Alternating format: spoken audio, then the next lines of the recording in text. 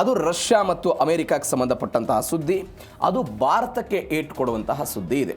ಭಾರತಕ್ಕೆ ಏಟು ಅಂತ ಹೇಳಿದ್ರೆ ಅದು ಸುಂಕದ ವಿಚಾರದಲ್ಲಿ. ನೀವು ನೋಡಿ, ರಷ್ಯಾ ಮತ್ತು ಉಕ್ರೇನ್ ನಡುವೆ ಯುದ್ಧ ಶುರುವಾದಾಗ ಯುರೋಪಿಯನ್ ಯೂನಿಯನ್ ಮತ್ತು ಅಮೆರಿಕಾದವರು ಸೇರಿಕೊಂಡು ರಷ್ಯಾವನ್ನು ಬಗ್ಗು ಬಡಿಬೇಕು, ರಷ್ಯಾದ ಆರ್ಥಿಕತೆಗೆ ಹೊಡೆತ ಕೊಡಬೇಕು ಅನ್ನುವ ಕಾರಣಕ್ಕಾಗಿಯೇ ಯಾರ್ಯಾರು ರಷ್ಯಾದಿಂದ ಅತಿ ಹೆಚ್ಚು ತೈಲವನ್ನು ತೆಗೆದುಕೊಳ್ತಾ ಇದ್ರು ಅವರ ಸುಂಕವನ್ನು ಏರಿಕೆ ಮಾಡುವ ಪ್ರಯತ್ನವನ್ನು ಮಾಡಿದ್ರು. ಅದರ ಭಾಗವಾಗಿ ಭಾರತಕ್ಕೂ ಕೂಡ 25% ದಂಡನಾತ್ಮಕ ಸುಂಕವನ್ನು ಇದೇ ಡೊನಾಲ್ಡ್ ಟ್ರಂಪ್ ಎನ್ನುವಂತಹ ಅಮೆರಿಕಾದ ಅಧ್ಯಕ್ಷ ಮಹಾಶಯ ವಿಧಿಸಿದ್ದನ್ನು ನೋಡಿದ್ವಿ. ಇದೀಗ ಒನ್ಸ್ ಅಗೇನ್ ಅವರು ಹೇಳ್ತಾ ಇದ್ದಾರೆ, ಸೆನೆಟ್, ಅಮೆರಿಕಾದ ಸೆನೆಟ್ ಏನಿದೆ ಒಂದು ಮಹತ್ವದ ಮಸೂದೆಯೊಂದಕ್ಕೆ ಅಸ್ತು ಅಂತ ಹೇಳಿದೆ. ಆ ಮಸೂದೆಯಲ್ಲಿ 100% ಸುಂಕದ ಕಥೆಯನ್ನು ವಿವರಿಸಲಾಗಿದೆ. ಹಾಗಾದರೆ ಭಾರತಕ್ಕೂ ಕೂಡ 100% ಸುಂಕ ಬೀಳುತ್ತಾ? ಯಾವ್ಯಾವ ದೇಶಗಳನ್ನು ಕೇಂದ್ರೀಕರಿಸಿಕೊಂಡು ಅಮೆರಿಕಾದ ಈ ಸೆನೆಟ್ನಲ್ಲಿ ಇಂಥದ್ದೊಂದು ಮಸೂದೆಯನ್ನು ತೆಗೆದುಕೊಂಡು ಬರಲಾಗಿದೆ, ಯಾವ ಉದ್ದೇಶ, ಎಲ್ಲದರ ಬಗ್ಗೆಯೂ ಕೂಡ ಡೀಟೇಲ್ಸ್ ಆಗಿ ನೋಡ್ತಾ ಹೋಗೋಣ. ಭಾರತಕ್ಕೆ 100% ಸುಂಕದ ಶಾಕ್ ಬೀಳ್ತಾ ಇರೋದು. ನೋಡಿ, 25% ದಂಡನಾತ್ಮಕ ಸುಂಕವನ್ನು ಹಾಕಿದ್ದಾಗಲೇ ದೊಡ್ಡ ಮಟ್ಟದ ಆಕ್ರೋಶಗಳೆಲ್ಲ ವ್ಯಕ್ತವಾಗಿತ್ತು.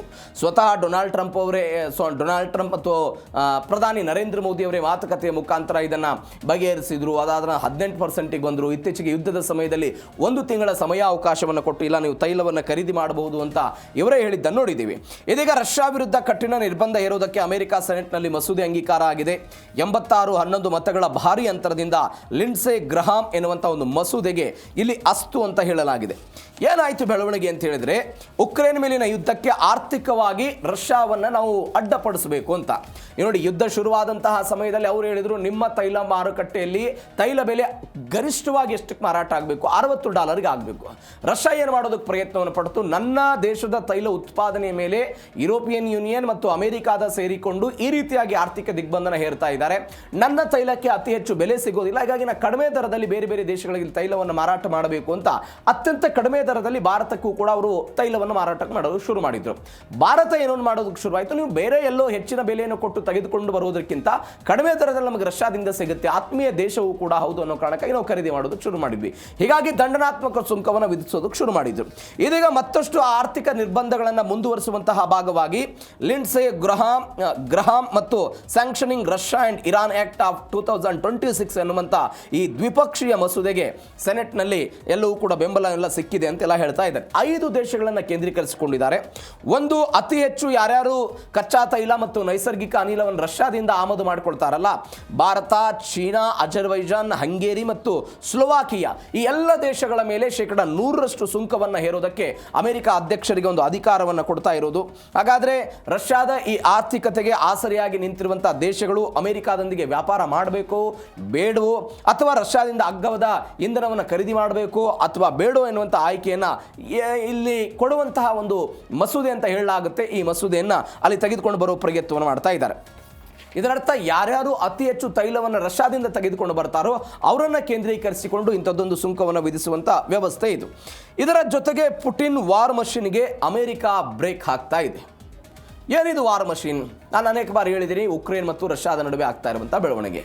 ಉಕ್ರೇನ್ ಯುದ್ಧಕ್ಕೆ ರಷ್ಯಾ ಬಳಸ್ತಾ ಇರುವಂಥ ಹಣಕಾಸು ಮೂಲವನ್ನು ಕತ್ತರಿಸಬೇಕು ಅಂತ ಸಂಚು. ನೋಡಿ, ಇದೇ ಅಮೆರಿಕಾದವರು ಒಂದು ಆರೋಪವನ್ನು ಮಾಡಿದ್ರು, ಅಥವಾ ಈ ನ್ಯಾಟೋದ ಬೇರೆ ಬೇರೆ ದೇಶಗಳು ಒಂದು ಆರೋಪವನ್ನು ಮಾಡಿದ್ರು. ಭಾರತ ಸೇರಿದಂತೆ ಬೇರೆ ಬೇರೆ ದೇಶಗಳು ರಷ್ಯಾದಿಂದ ತೈಲವನ್ನು ಖರೀದಿ ಮಾಡ್ತವೆ. ಆ ಮುಖಾಂತರ ಭಾರತವೂ ಕೂಡ ಉಕ್ರೇನ್ ವಿರುದ್ಧ ರಷ್ಯಾ ಹೋರಾಟ ಮಾಡೋದಕ್ಕೆ ಸಹಾಯ ಮಾಡ್ತಾ ಇದೆ ಎನ್ನುವಂಥ ಅರ್ಥದಲ್ಲಿ ಜಾಗತಿಕವಾಗಿ ಕೆಲವೊಂದಿಷ್ಟು ವಿಶ್ಲೇಷಣೆಗಳಾಗಿತ್ತು. ಇದರರ್ಥ ನಾವು ಅವರ ವಿರುದ್ಧ ತೈಲ ದಿಗ್ಬಂಧನ ವಿಧಿಸಿದಾಗಲೂ ಕೂಡ ಭಾರತ ಅವರ ಜೊತೆಗೆ ತೈಲ ವ್ಯಾಪಾರ ಮಾಡ್ತಾ ಇದೆ. ಇದರರ್ಥ ಏನು? ಆ ತೈಲ ವ್ಯಾಪಾರದಿಂದ ಬಂದಿರುವಂತಹ ಹಣವನ್ನು ರಷ್ಯಾ ಏನು ಮಾಡುತ್ತೆ, ಉಕ್ರೇನ್ ವಿರುದ್ಧ ಯುದ್ಧವನ್ನು ಮಾಡೋದಕ್ಕೆ ಬಳಸುತ್ತೆ ಅಂತ. ಇದೀಗ ಅದಕ್ಕೆ ಕಟ್ ಮಾಡೋದಕ್ಕೆ ಇವರೆಲ್ಲ ಹೋಗ್ತಾ ಇದ್ದಾರಂತೆ. ರಷ್ಯಾ ಉಕ್ರೇನ್ ಯುದ್ಧಕ್ಕೆ ಬಳಕೆ ಮಾಡ್ತಾ ಇರುವಂಥ ಹಣಕಾಸು ಮೂಲಕ್ಕೆ ಕತ್ತರಿಗೆ ಹಾಕೋದಕ್ಕೆಲ್ಲ ಸಂಚಂತೆ.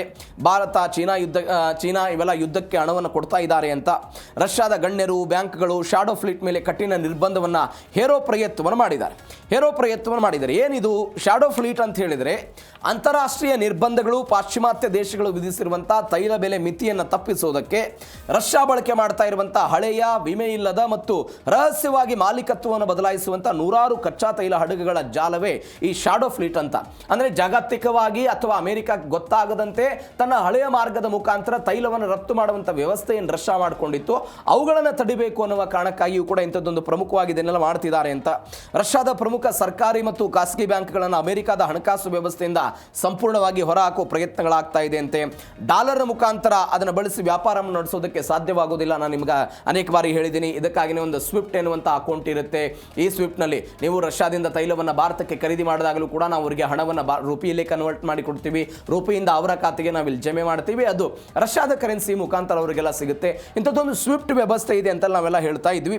ಆ ಸ್ವಿಫ್ಟ್ ವ್ಯವಸ್ಥೆಗೂ ಕೂಡ ಒಂದು ನಿರ್ಬಂಧಗಳನ್ನು ವಿಧಿಸುವ ಹಂತಕ್ಕೆ ಇವತ್ತು ಅಮೆರಿಕ ರಷ್ಯಾದ ವಿರುದ್ಧ ಹೋಗ್ತಾ ಇದೆ ಅಂತೆ.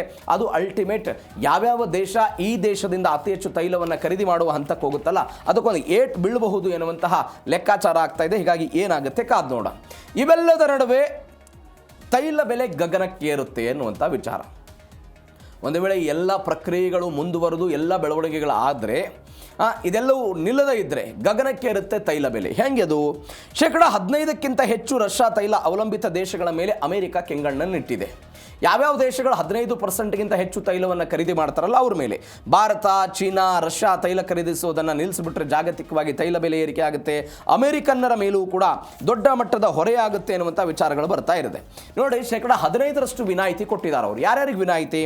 ಯಾವ ದೇಶ ತನ್ನ ಒಟ್ಟು ಇಂಧನದ ಬಳಕೆಯಲ್ಲಿ 15% ಕಡಿಮೆ ಪ್ರಮಾಣವನ್ನು ಮಾತ್ರ ರಷ್ಯಾದಿಂದ ಆಮದು ಮಾಡಿಕೊಳ್ಳುತ್ತೋ ಆ ದೇಶಗಳಿಗೆ ಈ 100% ಕಠಿಣ ಸುಂಕ ಅನ್ನುವಂಥ ವ್ಯವಸ್ಥೆ ಮತ್ತು ಮಸೂದೆ ಅಂತಂದಿದ್ದಾರಲ್ಲ, ಅದರಿಂದ ವಿನಾಯಿತಿ ಕೊಡಲಾಗಿದೆ. ಈ ವಿನಾಯಿತಿ ಸಿಗಬೇಕಾದರೂ ಕೂಡ ಆ ದೇಶಗಳು ರಷ್ಯಾದ ಮೇಲಿನ ತನ್ನ ಅವಲಂಬನೆಯನ್ನು ಹಂತ ಹಂತವಾಗಿ ಸಂಪೂರ್ಣವಾಗಿ ಕಡಿಮೆ ಮಾಡೋದಕ್ಕೆ ಒಂದು ಸೂಕ್ತ ಕ್ರಮಗಳನ್ನು ಕೈಗೊಳ್ತಾ ಇರಬೇಕು ಅಂತ. ಆದರೆ ಯಾವ ದೇಶ 15% ಹೆಚ್ಚು ಆಮದನ್ನು ಮಾಡಿಕೊಳ್ತಾವಲ್ಲ ಅವುಗಳ ವಿರುದ್ಧ 100% ಸುಂಕವನ್ನು ಹಾಕೋದು. ಅದು ಭಾರತ, ಚೀನಾ, ಅಜರ್ಬೈಜಾನ್, ಹಂಗೇರಿ ಮತ್ತು ಸ್ಲೋವೋಕಿಯಾ ಈ ಎಲ್ಲ ದೇಶಗಳು 15% ಹೆಚ್ಚು % ಅವರೆಲ್ಲ ತೆಗೆದುಕೊಂಡು ಬಂದಿದ್ದಾರೆ. ಇದರ ಜೊತೆಗೆ ಅಮೆರಿಕಾದವರು ನೋಡಿ ಒಂದು ರಾಜತಾಂತ್ರಿಕ ತಂತ್ರವನ್ನು ರೂಪಿಸಿದ್ದಾರೆ ಅಂತ ವಿಶ್ಲೇಷಣೆ. ಹೆಂಗದು? ರಷ್ಯಾದ ತೈಲ ಆದಾಯವನ್ನು ಸಂಪೂರ್ಣವಾಗಿ ಮುಚ್ಚಿ ಹಾಕುವ ಮುಖಾಂತರ ಉಕ್ರೇನ್ ವಿರುದ್ಧದ ಯುದ್ಧಕ್ಕೆ ಅದಕ್ಕೆ ಹಣ ಇಲ್ಲದಂತೆ ಮಾಡೋದು ಅಮೆರಿಕದ ಒಂದು ತಂತ್ರ. ನಾನು ಆವಾಗಲೇ ನೋಡಿದ್ವಿ. ಆದರೆ ಅಮೆರಿಕ ಮತ್ತು ವರ್ಸಸ್ ರಷ್ಯಾ, ನಾನು ಅನೇಕ ಬಾರಿ ಹೇಳಿದ್ದೇನೆ, ಅಮೆರಿಕ ಇವತ್ತು ಜಗತ್ತಿನಲ್ಲಿ ಅತಿ ಹೆಚ್ಚು ತೈಲವನ್ನು ಉತ್ಪಾದನೆ ಮಾಡುವಂಥ ದೇಶ. ಅಮೆರಿಕದ ಆಲೋಚನೆ ಏನು? ನನ್ನ ದೇಶದಿಂದ ತೈಲ ಖರೀದಿ ಆಗಬೇಕು ಅನ್ನುವಂಥದ್ದು ಒಂದು, ಮತ್ತು ಅಮೆರಿಕದ ಕರೆನ್ಸಿಯ ಮುಖಾಂತರ ಎಲ್ಲ ವ್ಯಾಪಾರ ವಹಿವಾಟುಗಳು ಆಗಬೇಕು ಎನ್ನುವಂಥ ಆಲೋಚನೆಯಲ್ಲಿ ಇವತ್ತು ಅಮೆರಿಕದವರಿದೆ. ಹೀಗಾಗಿ ಅಮೆರಿಕ ಏನು ಹೇಳ್ತಾ ಇದೆ? ಒಂದು ನೀವು ವ್ಯಾಪಾರವನ್ನು ನಡೆಸ್ತೀರಾ, ಅದು ಅಮೆರಿಕದ ಜೊತೆಗೆ ನಡೆಸಿ, ಆದರೆ ನನ್ನ ವಿರೋಧಿ ದೇಶವಾಗಿರುವಂಥ ರಷ್ಯಾದ ಜೊತೆಗೆ ನೀವು ಯಾವುದೇ ಕಾರಣಕ್ಕಾಗಿಯೂ ಕೂಡ ವ್ಯಾಪಾರ ವಹಿವಾಟವನ್ನು ನಡೆಸಬಾರದು ಅನ್ನುವಂಥ ಒಂದು ಸಂದೇಶವನ್ನು ಕೊಡುವ ಪ್ರಯತ್ನವನ್ನು ಮಾಡಿದ್ದಾರೆ. ಎಲ್ಲದರ ಜೊತೆಗೆ ಇದೀಗ ಸೆನೆಟ್ನಲ್ಲಿ ಪಾಸ್ ಆಗಿದೆ. ಆಗಸ್ಟ್ 31ನೇ ತಾರೀಕಿಗೆ ಅಮೆರಿಕದ ಪ್ರತಿನಿಧಿಗಳು, ಹೌಸ್ ಆಫ್ ರಿಪ್ರೆಸೆಂಟೇಟಿವ್ಸ್ ಅಂತ ಏನು ಕರೀತಾರೆ, ಅವರ ಬಳಿಗೆ ಹೋಗುತ್ತೆ. ಅಲ್ಲಿ ಅಂಗೀಕಾರ ಆದರೆ ಮಾತ್ರ ಇದೆಲ್ಲ ಕಾನೂನು ಮೇಲೆ ಅಂದರೆ ಕಾನೂನಾಗಿ ಹೊರಗಡೆ ಬರುತ್ತೆ ಅನ್ನುವಂಥ ಲೆಕ್ಕಾಚಾರಗಳಿದೆ. ಹೀಗಾಗಿ ಏನಾಗುತ್ತೆ 31ನೇ ತಾರೀಕಿಗೆ ನೋಡೋಣ. ಎಲ್ಲದರ ನಡುವೆ ಪರಮಾಣು ನೀತಿಯಲ್ಲೂ ಕೂಡ ಬದಲಾವಣೆ ಮಾಡಿಕೊಳ್ಳುವುದಕ್ಕೆ ಅಮೆರಿಕ ಮುಂದಾಗ್ತಾ ಇದೆ. ಅಮೆರಿಕದ ಕಾರಣಕ್ಕಾಗಿ ಯಾವ ಜಪಾನ್ ಎನ್ನುವಂತಹ ದೇಶ ಶಾಂತಿಯನ್ನು ಬಯಸಿ ಇಷ್ಟು ದಿನಗಳ ಕಾಲ ಈ ಪರಮಾಣು ಶಸ್ತ್ರಾಸ್ತ್ರಗಳು ಎನ್ನುವಂಥ ವಿಚಾರದಿಂದಲೇ ಸಂಪೂರ್ಣವಾಗಿ ದೂರ ಇದ್ದುಬಿಟ್ಟಿತ್ತು. ಇವತ್ತು ಆ ದೇಶವೂ ಕೂಡ ಪರಮಾಣು ವಿಚಾರಕ್ಕೆ ಕೈ ಹಾಕ್ತಾ ಇದ್ದದ್ದನ್ನು ನೋಡಿದ್ವಿ, ಶಸ್ತ್ರಾಸ್ತ್ರಗಳನ್ನು ಖರೀದಿ ಮಾಡ್ತಾ ಇದ್ದದ್ದನ್ನು ಅವೆಲ್ಲ ನೋಡಿದ್ವಿ. ಇದೀಗ ಸ್ವತಃ ಅಮೆರಿಕವೂ ಕೂಡ ಪರಮಾಣು ನೀತಿಯಲ್ಲಿ ಬದಲಾವಣೆಗೆ ಮುಂದಾಗ್ತಾ ಇದೆ. ರಷ್ಯಾ ಮತ್ತು ಚೀನಾ ಉದ್ದಟತನಕ್ಕೆ ಅಮೆರಿಕ ಒಂದು ಹೊಸ ಪರಮಾಣು ರಣತಂತ್ರವನ್ನು ಹೆಣೆದಿದೆ. ದೊಡ್ಡ ಪರಮಾಣು ಬಾಂಬ್ಗಳ ಬದಲಿಗೆ ಟ್ಯಾಕ್ಟಿಕಲ್ ಬಾಂಬ್ಗಳ ಬಳಕೆಗೆಲ್ಲ ಒತ್ತಡವನ್ನು ಕೊಡ್ತಾ ಇದ್ದಾರೆ, ಒತ್ತಾಯವನ್ನು ಕೊಡ್ತಾ ಇದ್ದಾರೆ ಎನ್ನುವಂಥ ಸುದ್ದಿಗಳು ಬರ್ತಾ ಇದೆ. ಏನಿದು ಬೆಳವಣಿಗೆ? ಕಡಿಮೆ ಸಾಮರ್ಥ್ಯ ಇರುವಂತಹ ಇವುಗಳನ್ನು ತೆಗೆದುಕೊಂಡು ಇಡೀ ನಗರಗಳನ್ನೇ ಧ್ವಂಸ ಮಾಡಬೇಕು ಎನ್ನುವಂಥ ಆಲೋಚನೆ. ಇವನು 1945ರ ಎರಡನೇ ಮಹಾಯುದ್ಧದ ನಂತರ ಹಿರೋಶಿಮಾ ಮತ್ತು ನಾಗಾಸಾಕಿಯ ಮೇಲೆ ಇದೇ ಅಮೆರಿಕ ಏನು ಪರಮಾಣು ಬಾಂಬ್ಗಳ ದಾಳಿಯನ್ನು ಮಾಡಿತು, ಲಕ್ಷಾಂತರ ಜನ ಘಟನೆಯಲ್ಲಿ ಏನು ಮೃತಪಟ್ಟರು. ಅದಾದ ನಂತರ ಈ ಪರಮಾಣು ವಿಚಾರಕ್ಕೆ ಸಂಬಂಧಪಟ್ಟಂತೆ 1978ರ ಆಸುಪಾಸಿಗೆ ಒಂದು ಒಪ್ಪಂದವೂ ಕೂಡ ಇತ್ತು. ಯಾವ ದೇಶ ಇಲ್ಲಿಯ ತನಕವೂ ಕೂಡ ಪರಮಾಣನ್ನು ಹೊಂದಿದೆಯೋ ಅದನ್ನು ಹೊರತುಪಡಿಸಿ ಯಾರೂ ಕೂಡ ಪರಮಾಣನ್ನು ಹೊಂದೋದಕ್ಕೆ ಕಾನೂನಾತ್ಮಕವಾಗಿ ಅವಕಾಶ ಇಲ್ಲ ಅಂತ. ಅದಕ್ಕೆ ಕೆಲವೊಂದಿಷ್ಟು ದೇಶಗಳು ಸೈನ್ ಹಾಕಿದ್ದನ್ನು ಕೂಡ ನೋಡಿದ್ದೀವಿ. ಆ ಸೈನ್ ಹಾಕಿದ ನಂತರ ಅದರಿಂದ ಆ ಒಪ್ಪಂದದಿಂದ ಹೊರಗಡೆ ಬಂದದ್ದು. ಉದಾಹರಣೆಗೆ ಉತ್ತರ ಕೊರಿಯಾದಂಥ ಒಂದು ದೇಶ ಸೈನ್ ಹಾಕಿ ಅದಾದ ನಂತರ ಹೊರಗಡೆ ಬಂದಿದ್ದನ್ನು ಕೂಡ ನೋಡಿದ್ದೀವಿ. ಇರಾನ್ ಎನ್ನುವಂಥ ಒಂದು ದೇಶ ಅದು ಕೂಡ ಇವತ್ತು ತಯಾರು ಮಾಡ್ತಾ ಇದ್ದದ್ದನ್ನು ನೋಡಿದ್ದೀವಿ. ಭಾರತ ಅವತ್ತು ಆ ಒಪ್ಪಂದದಿಂದ ಹೊರಗಡೆ ಇತ್ತು, ಬಿಕಾಸ್ ನಾವು ಶಾಂತಿಯ ಕಾರಣಕ್ಕಾಗಿ ಇದನ್ನು ತಯಾರು ಮಾಡ್ಕೊಳ್ತೀವಿ ಅಂತ. ಹೀಗಾಗಿ ಒಂದು ಒಂದು ಮಿತ್ರ ರಾಷ್ಟ್ರಗಳು ಮತ್ತು ಇವತ್ತು ರಷ್ಯಾ ಮತ್ತು ಉಕ್ರೇನ್ ನಡುವೆ ಯುದ್ಧ ಆಗ್ತಾ ಇದೆ, ಅಮೆರಿಕ ಇರಾನ್ ನಡುವೆ ಯುದ್ಧ ಆಗ್ತಾ ಇದೆ, ನಾಳೆ ಮಧ್ಯಪ್ರಾಚ್ಯದಲ್ಲಿ ಏನಾಗಬಹುದು ಎನ್ನುವಂಥ ದೊಡ್ಡ ಮಟ್ಟದ ಆತಂಕ ಇದೆ. ಈಗ ಒಟ್ಟಾರೆ ಮಧ್ಯಪ್ರಾಚ್ಯದ ದೇಶಗಳನ್ನು ನೀವು ತೆಗೆದುಕೊಂಡ್ರೆ ಪಾಕಿಸ್ತಾನದ ಬಳಿ ಮಾತ್ರ ಪರಮಾಣು ಬಾಂಬ್ ಇರೋದನ್ನು ನೋಡ್ತಾ ಇದ್ದೀವಿ. ಹೀಗಾಗಿ ಎಲ್ಲ ಮಧ್ಯಪ್ರಾಚ್ಯದ ದೇಶಗಳು ಯಾರ ಮೇಲೆ ಡಿಪೆಂಡೆನ್ಸಿ ಇರೋದು? ಒಂದು ವೇಳೆ ನಾಳೆ ಅವರು ಇಸ್ಲಾಮಿಕ್ ಕಂಟ್ರಿ ಮೇಲೆ ಏನಾದರೂ ಹೆಚ್ಚು ಕಡಿಮೆ ಆಗಿಬಿಟ್ರೆ ಪರಮಾಣು ವಿಚಾರಕ್ಕೆ ಸಂಬಂಧಪಟ್ಟಂತೆ ಪಾಕಿಸ್ತಾನದ ಮೇಲೆ ಡಿಪೆಂಡೆನ್ಸಿ ಆಗೋ ಪ್ರಯತ್ನವನ್ನು ಮಾಡ್ತಾರೆ. ಹೀಗಾಗಿ ಅಮೆರಿಕ ಒಂದು ಆಲೋಚನೆಗೆ ಬರ್ತಾ ಇದೆ. ಅದು ಯಾವುದು ಅಂತ ಹೇಳಿದ್ರೆ ಟ್ಯಾಕ್ಟಿಕಲ್ ಪರಮಾಣು ಬಾಂಬ್ಗಳನ್ನು ಬಳಕೆ ಮಾಡುವಂಥ ಹಂತಕ್ಕೆ ಅವರೊಂದು ಪ್ರೋತ್ಸಾಹ ಕೊಡುವಂಥ ವಿಚಾರಕ್ಕೆ ಸಂಬಂಧಪಟ್ಟಂತೆ ಅದು ಮಾಡ್ತಾ ಇದ್ದಾರೆ. ಹಾಗಾದರೆ ಈಗ ಕೊನೆಯದಾಗಿ ಏನಿದು ಟ್ಯಾಕ್ಟಿಕಲ್ ಪರಮಾಣು ಬಾಂಬ್ ಅಂತ ಈ ಪ್ರಶ್ನೆಗೆ ಉತ್ತರ ಬೇಕು. ಹೌದು, ಅಮೆರಿಕ ಇದಕ್ಕೆ ಒಂದು ಬೆಳವಣಿಗೆಗೆ ಮುಂದಾಗ್ತಾ ಇದೆ, ಇದನ್ನು ಬಳಕೆ ಇತ್ಯಾದಿ ಅಂತ. ಏನಿದು? ಹಿರೋಶಿಮಾ ಮತ್ತು ನಾಗಾಸಾಕಿ ಆಯ್ತಲ್ಲ, ಆ ಬಾಂಬ್ಗಿಂತಲೂ ಕೂಡ ಕಡಿಮೆ ತೀವ್ರತೆಯ ಸ್ಫೋಟಕಗಳಿರುತ್ತೆ. ಇಡೀ ನಗರಗಳನ್ನೇ ಧ್ವಂಸ ಮಾಡುವಲ್ಲಂತಹ ಒಂದು ದೈತ್ಯತರನಾದಂಥ ಪರಮಾಣು ಬಾಂಬ್ಗಳಲ್ಲ ಇದು. ಇದು ಯುದ್ಧ ಭೂಮಿಯಲ್ಲಿ ಎದುರಾಳಿ ಸೇನೆಯ ನಿರ್ದಿಷ್ಟ ಪ್ರದೇಶಗಳು, ನಿರ್ದಿಷ್ಟ ನೆಲೆಗಳು, ಬಂಕರ್ಗಳು, ಕಮಾಂಡ್ ಸೆಂಟರ್ಗಳನ್ನು ಮಾತ್ರ ಧ್ವಂಸಗೊಳಿಸಬಲ್ಲಂತಹ ಶಕ್ತಿ ಸಾಮರ್ಥ್ಯವನ್ನು ಇದೆಲ್ಲ ಹೊಂದಿರುತ್ತೆ. ಸೀಮಿತವಾದಂಥ ವಿನಾಶ ಪ್ರಕ್ರಿಯೆಯನ್ನು ಹೊಂದಿರುತ್ತೆ. ಇದು ವಿನಾಶಕಾರಿ ಸಾಮರ್ಥ್ಯ 1 ಕಿಲೋ ಟನ್ನಿಂದ 50 ಕಿಲೋ ಟನ್ ತನಕ ಇರುತ್ತೆ. ಆದರೆ ನೀವು ಅದನ್ನೇ ಹಿರೋಶಿಮಾಗೆ ಕಂಪೇರ್ ಮಾಡಿದರೆ 15 ಕಿಲೋ ಟನ್ ಸಾಮರ್ಥ್ಯ ಆಗಿತ್ತು. ಹೀಗಾಗಿ ಅದು ಇಲ್ಲಿ ಸ್ವಲ್ಪ ಕಡಿಮೆ ಇರುತ್ತೆ ಅಂತೆಲ್ಲ ಹೇಳ್ತಾ ಇದ್ದಾರೆ. ದೊಡ್ಡ ಬಾಂಬ್ಗಳ ಬದಲು ಇವುಗಳಿಗೆ ಒತ್ತೆ ಹಾಕ್ಕೊಡ್ತಾ ಇದ್ದಾರೆ. ಯುದ್ಧ ಭೂಮಿಯಲ್ಲಿ ಬಳಸೋದಕ್ಕೆ ಇವು ಅತ್ಯಂತ ಸುಲಭ ಅಂತ ಹೇಳಲಾಗ್ತಾ ಇದೆ. ದೊಡ್ಡ ಪರಮಾಣು ಬಾಂಬ್ಗಳನ್ನು ಬಳಸಿದರೆ ಜಾಗತಿಕವಾಗಿ ವಿನಾಶ ಆಗುತ್ತೆ. ಆದರೆ ಟ್ಯಾಕ್ಟಿಕಲ್ ಬಾಂಬ್ಗಳನ್ನು ಯುದ್ಧದ ಗತಿಯನ್ನು ತಮಗೆ ಬಂದಂತೆ ತಿರುಗಿಸಬಲ್ಲಂಥ ಶಕ್ತಿ ಸಾಮರ್ಥ್ಯ, ಕ್ಷಿಪಣಿಗಳು, ಪಿರಂಗಿಗಳ ಮುಖಾಂತರ ಇವುಗಳನ್ನು ಉಡಾಯಿಸಬಹುದು ಅಂತ ಶತ್ರುಗಳಿಗೆ ಒಂದು ಕಠಿಣ ಎಚ್ಚರಿಕೆ ಕೊಡೋ ಪ್ರಯತ್ನವನ್ನು ಮಾಡ್ತಿದ್ದಾರೆ. ಅಂದರೆ ಪರಮಾಣು ಶಕ್ತಿಯ ಭೀತಿಯನ್ನು ಹುಟ್ಟಿಸೋದಕ್ಕೆ, ದೊಡ್ಡ ಮಟ್ಟದ ಜಾಗತಿಕ ಪರಮಾಣು ಯುದ್ಧಕ್ಕೆ ಪ್ರಚೋದನೆಯನ್ನು ಕೊಡದೆ ಯುದ್ಧವನ್ನು ಗೆಲ್ಲೋದಕ್ಕೆ ಏನು ಸೀಮಿತ ಅಸ್ತ್ರ ಬೇಕು ಅದನ್ನು ತಮ್ಮ ಬಳಿ ಇಟ್ಕೊಂಡು ಈ ರೀತಿಯಾಗಿ ಮಾಡಬಹುದು ಎನ್ನುವಂಥ ಆಲೋಚನೆ ಬಂದು ಎಲ್ಲದರ ಜೊತೆಗೆ ರಷ್ಯಾದ ಒಂದು ಹೊಸ ನೀತಿಯಂತೆ. ಏನದು?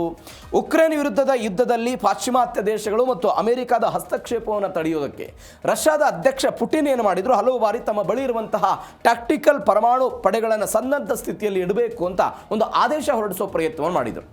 ಈಗ ನೋಡಿ, ನೀವು ಉಕ್ರೇನ್ನ ಕಾರಣಕ್ಕಾಗಿ ಅಮೆರಿಕ ಮತ್ತು ಪಾಶ್ಚಿಮಾತ್ಯ ದೇಶಗಳೆಲ್ಲರೂ ಕೂಡ ಒಟ್ಟಾಗಿ ರಷ್ಯಾದ ವಿರುದ್ಧ ಬಂದರೆ ರಷ್ಯಾ ಅದನ್ನು ಹೇಗೆ ತೆಗೆದುಕೊಳ್ಳುತ್ತೆ? ಆ ಕಾರಣಕ್ಕಾಗಿ ಪುಟಿನ್ ಅವರೊಂದು ಆಲೋಚನೆ ಮಾಡಿದರು. ನಮ್ಮ ಬಳಿ ಇರುವಂಥ ಟ್ಯಾಕ್ಟಿಕಲ್ ಪರಮಾಣು ತಡೆ ಏನಿದೆ ಆ ಎಲ್ಲವನ್ನೂ ಕೂಡ ಸಂಪೂರ್ಣ ಸಿದ್ಧ ಸ್ಥಿತಿಯಲ್ಲಿ ಇಟ್ಕೊಳ್ಬೇಕು ಅನ್ನುವಂಥ ಸಲಹೆ ಸೂಚನೆಗಳನ್ನು ಕೊಡೋ ಪ್ರಯತ್ನವನ್ನು ಮಾಡಿದರು. ಎಲ್ಲವೂ ಕೂಡ ಅಮೆರಿಕದ ಆದೇಶದ ಭಾಗವಾಗಿ ಅಂತಲೂ ಕೂಡ ಹೇಳಲಾಗ್ತಾ ಇದೆ. ಇದರ ಭಾಗವಾಗಿ ಜಾಗತಿಕವಾಗಿ ಕೆಲವೊಂದಿಷ್ಟು ರಕ್ಷಣಾ ತಜ್ಞರೇನಿದ್ದಾರೆ ಅವರೊಂದು ಆತಂಕವನ್ನು ವ್ಯಕ್ತಪಡಿಸುವ ಪ್ರಯತ್ನವನ್ನು ಮಾಡಿದ್ದಾರೆ. ಅದು ಯಾವುದೇ ಟ್ಯಾಕ್ಟಿಕಲ್ ಬಾಂಬನ್ನು ನೀವು ಬಳಕೆ ಮಾಡಿದರೂ ಕೂಡ ಪ್ರತಿಯಾಗಿ ಎದುರಾಳಿ ದೇಶ ದೊಡ್ಡ ಪರಮಾಣು ಬಾಂಬನ್ನು ಬಳಸುವಂತಹ ಸಾಧ್ಯತೆ ಇರುತ್ತೆ. ಇದು ದೊಡ್ಡ ಮಟ್ಟದ ಆತಂಕವನ್ನು ಸೃಷ್ಟಿ ಮಾಡಬಹುದು ಎನ್ನುವಂಥ ವಿಚಾರಕ್ಕೆ ಸಂಬಂಧಪಟ್ಟಂತೆ ಆತಂಕಗಳು ಸದ್ಯಕ್ಕಿದೆ. ಈಗ ಯಾವುದೋ ಒಂದು ದೇಶ ಸಣ್ಣ ಮಟ್ಟದ ಈ ಟ್ಯಾಕ್ಟಿಕಲ್ ಪರಮಾಣು ಬಾಂಬನ್ನು ಬಳಕೆ ಮಾಡಬಹುದು. ಆದರೆ ಅದನ್ನು ದಾಳಿಯನ್ನು ಸಹಿಸಿಕೊಂಡಂತಹ ಅಥವಾ ದಾಳಿಯನ್ನು ಎದುರಿಸಿದಂತಹ ಒಂದು ದೇಶ ಅದರ ವಿರುದ್ಧವಾಗಿ ದೊಡ್ಡ ಮಟ್ಟದ ಪರಮಾಣು ಬಾಂಬ್ಗಳನ್ನು ಬಳಕೆ ಮಾಡಿಬಿಟ್ರೆ ಆ ದೇಶದ ಅಸ್ತಿತ್ವಕ್ಕೆ ಏನಾಗುತ್ತೆ? ಆ ದೇಶದ ಅಸ್ತಿತ್ವದ ಪ್ರಶ್ನೆ ಎದುರಾಗ್ಬಿಡುತ್ತಲ್ಲ ಎನ್ನುವಂಥ ಆತಂಕ ದೊಡ್ಡ ಮಟ್ಟದಲ್ಲಿ ಬರ್ತಾ ಇದೆ. ಹೀಗಾಗಿ ಅಮೆರಿಕ, ರಷ್ಯಾ ಮತ್ತು ಉಕ್ರೇನ್ ಈ ಯುದ್ಧದಲ್ಲಿ ಒಟ್ಟಾರೆ ಭಾರತವೂ ಸೇರಿದಂತೆ ನಾನು ಆವಾಗಲೇ ಹೇಳಿದೆ 5 ದೇಶ, ಆ 5 ದೇಶಗಳಿಗೆ ದೊಡ್ಡ ಮಟ್ಟದ ಈ ಹೊಡೆತ ಅಥವಾ ದೊಡ್ಡ ಮಟ್ಟದ ಸುಂಕ ಇತ್ಯಾದಿ ಚರ್ಚೆಗಳು ಸದ್ಯಕ್ಕೆ ಆಗ್ತಾ ಇದೆ. ಹೀಗಾಗಿ ಏನು ಬೆಳವಣಿಗೆ ಆಗುತ್ತೆ ಕಾದ್ ನೋಡ.